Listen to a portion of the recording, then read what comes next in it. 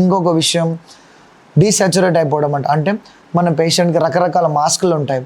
ఏ mask పెట్టినా కూడా saturation కనుక అతను హోల్డ్ చేయలేకపోతున్నారు, సొంతంగా గాలి తీసుకొని సొంతంగా సాచురేషన్ ఆక్సిజన్ లెవెల్స్ మెయింటైన్ చేయనప్పుడు కూడా ఇంకా తుది శ్వాస చివరి శ్వాసలో ఇట్లా పైన మాత్రమే above the level of the level అక్కడి నుంచి మాత్రమే గాలి తీసుకున్న సిచ్యువేషన్లో మాత్రం అప్పుడు కూడా మనం పేషెంట్ వెంటిలేటర్ మీదకి తీసుకొని వెళ్తాము.